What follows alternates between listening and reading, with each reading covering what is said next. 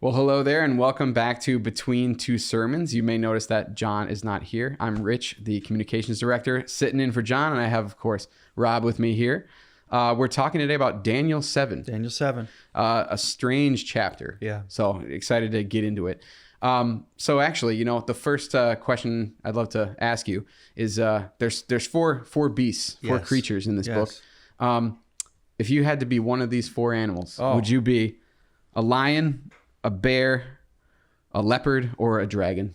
Well, I think the go-to answer is lion, but I'm going to say leopard. It sounds more sleek and interesting. It makes me think of Jaguar, the brand. Jaguar. It's a very sleek animal. Oh, But yeah. yeah, I like I'm going to go with... Nobody wants to be a leopard's good. bear. Yeah, bear's a little lumbering. Yeah. Yeah, I guess I'll go with leopard too. That's a good one. Yeah, leopard. So this chapter is a switch in style or genre from the previous narrative chapters, and this is apocalyptic. Yeah. And you spoke a little bit in the sermon about how visionary apocalyptic literature is. You called it an imagination space. Yeah.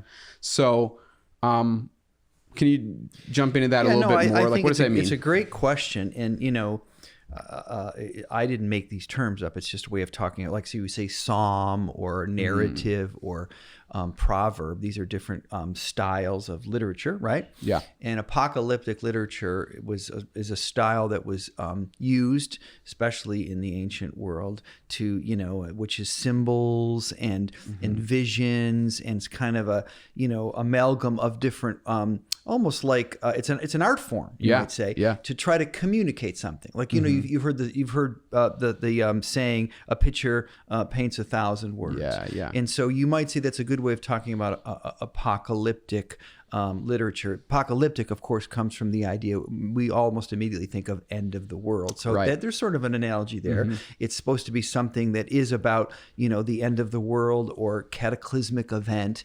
But then it's really trying to say when in the Bible and outside the Bible, when these kinds of visions or descriptions were used, people would go to, like the book of Revelation is the most common one, and would go to use this kind of literature to be able to communicate, let's say a picture paints 1,000 words, certain truths that just saying them in a sentence wouldn't communicate. Sure. So apocalyptic literature, it's used in Daniel for sure, and Revelation, most well known, and in a few other places in the Bible. And it's a form of communication, typically about the future, and you might say about forms of reality that are just not easily made known or easily described in other forms of communication. So that's what it is. And I would also say, I said it in the sermon, but it's worth mentioning that really the second half of Daniel is more or less this kind of literature. And you might say the chronology is kind of screwed up. So it says in Daniel 7:1, I didn't mention it in the sermon, but it says, in the year of Belshazzar, Daniel had a vision. And if you're paying attention... Which is pre-Darius, which is where we were last week. Right, so you think, wait a minute, this guy's already dead. And the point is... It's as if, these visions are sort of they're the back end of the book, and they're set aside. Once the history lessons are over, then we get to these visions that did take place during that history, but they were sort of reserved for the people of God for a time. And so we're no longer in a chronological time, and we're now in a different kind of literature. And that does scare some people, but it doesn't need to. Yeah, that's cool. Yeah, the word apocalypse, the Greek word, means to reveal, right? Right. Whereas in some of you, some older Bibles, the book of Revelation is called the Apocalypse. Yeah, it's so interesting how that is too. That's right. Yeah, that's cool. So given that, somebody might be watching this conversation and listening right now, who feels, as many of us do, tempted to really dive into what is being revealed, the specifics of who are these beasts, what are they, what do they represent, what is it, a time, times, and half a time. That's right. How long is that? Yeah. What would your what would you say to a person who is really focusing on deciphering those meanings? Yeah, it's a good question. It's almost the same answer I would give when some people ask about the parables of Jesus. People do the same thing. What are the seeds? What are the weeds? And trying to make a lot of meaning about. And I would say in the parables of Jesus, sometimes it's interesting to know is there a one for one in some of these pictures or analogies that Jesus is using.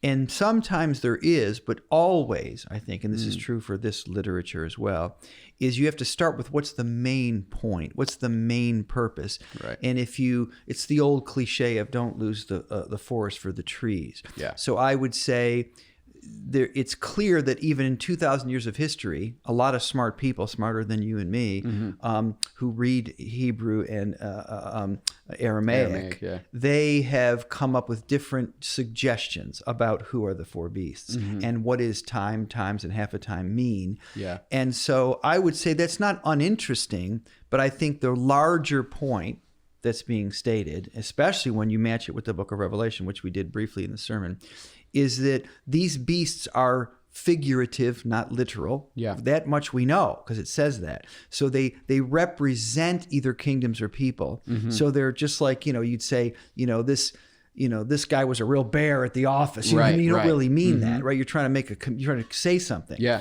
So that's number one. And then the real larger point, I think, if you look at it all, is that the beast is maybe a way of just talking about something that's very awful, and so he's trying to say history, and the kingdoms one after another. We don't even get the sense as much in Daniel 7 that it's 1 follows 2 follows 3 follows 4. We don't necessarily get that necessarily. It's they're because in Revelation they're all sort of the leopard and the bear and the lion are all part of the same thing creation. Yeah. So it's really a question of saying what's the larger point. So it may even be instead of that guy was a bear in the office, it might just be that like mankind is a bear. That's it. Yeah. No. So maybe even broader than that. Or evil. Yeah. Sure.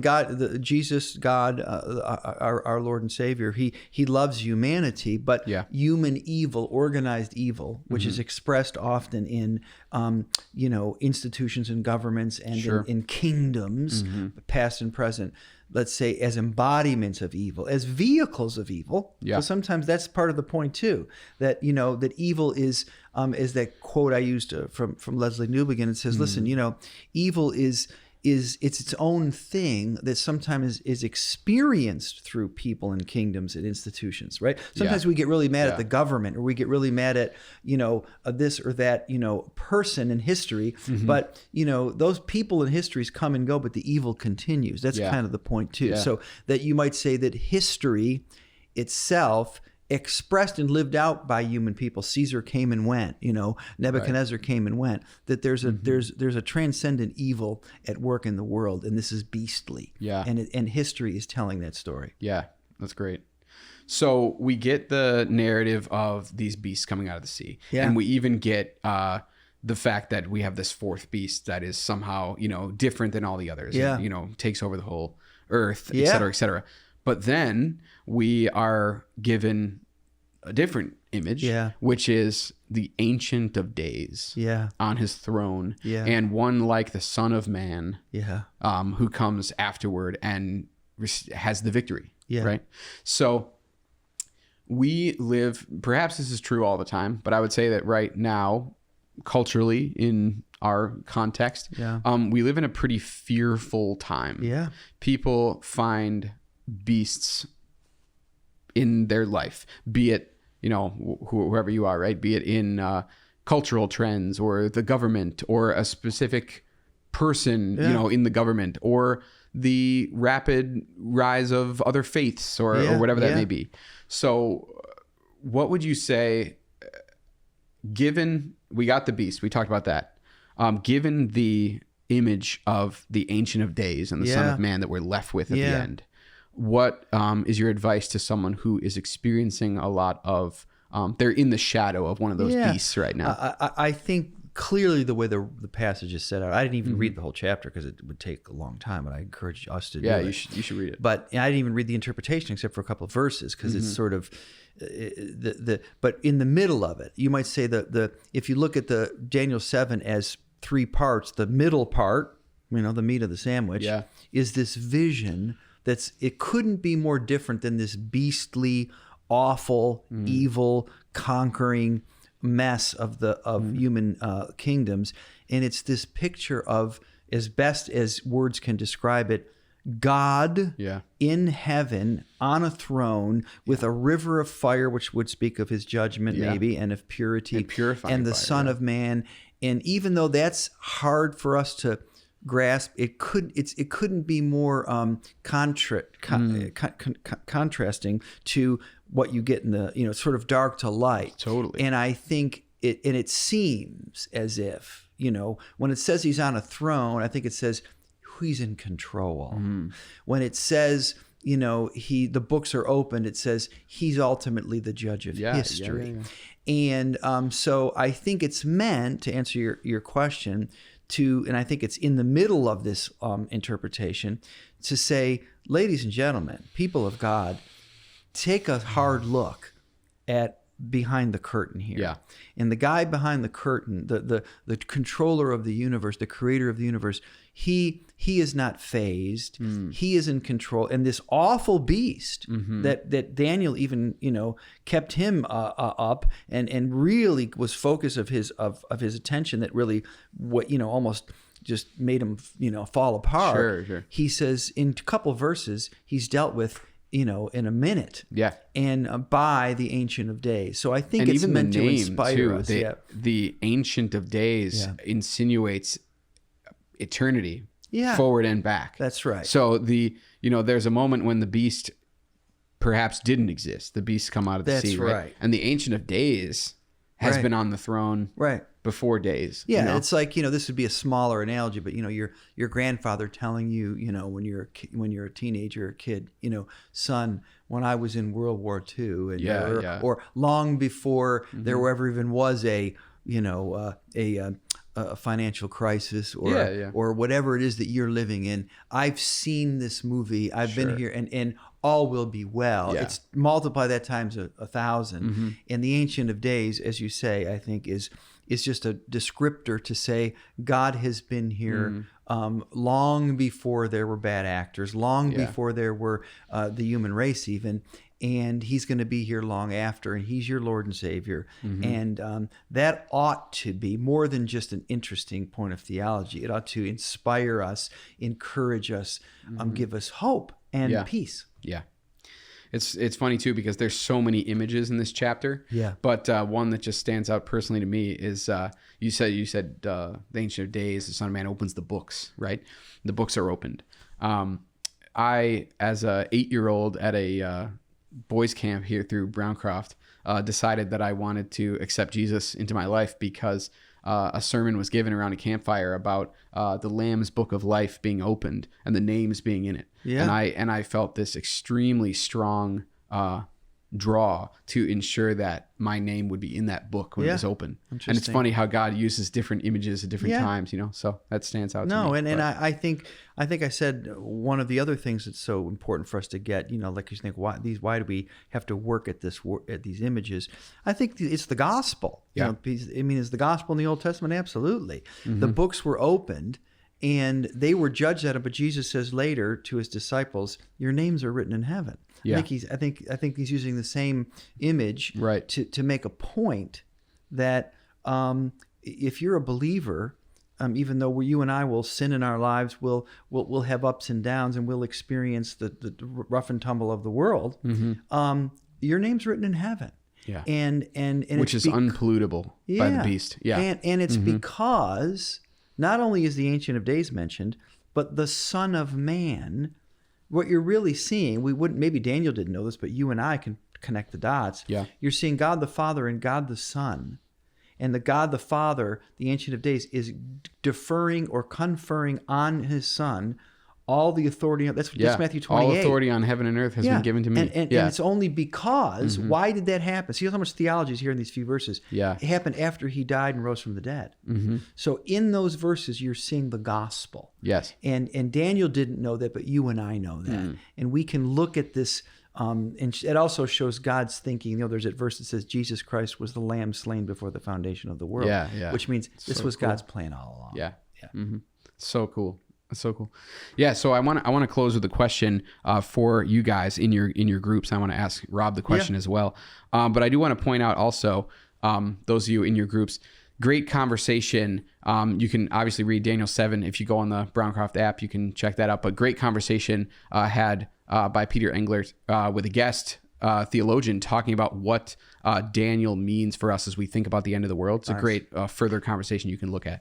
But I'd love to close by asking all of you, and also Rob, how does this heavenly vision that we're given at the end of this throne and all this that you just said, how does that move you individually to worship God today? Yeah, no, I mean, I would say that's the main takeaway. And I think that's why it's in the middle of the chapter. And think about it. Take a walk. Sit down and think about this image, and allow that image of God's sovereignty, His full control, His power, because he kills the beast in a moment. It takes half a verse. Allow that to sink in and settle your heart where it needs to be settled, or encourage your heart where it needs to be encouraged. That's what I would say. Yeah, that's great. Well, thanks. Just such a good conversation. So we hope you guys all take the time to think about this question and all the stuff that we've been talking about as a group. And until next time, we'll see you. This is kind of a funny thing, Nate, which you wouldn't have to change, but I just remember this. Can you even see these little paper clips out here? Yeah, but that's hilarious. So I forgot I had them on. I didn't see them. Oh, but so I don't know. I didn't even notice. It probably them. doesn't matter. What do you got them there for? Oh, to hold up your collar? No, it's just this collar. I don't do this normally. Yeah, it was just kind of wonky, so I put them on there when I was in my office, and I forgot they were there. That's that funny. makes it better. I didn't even see it. No, so, I forgot they were on.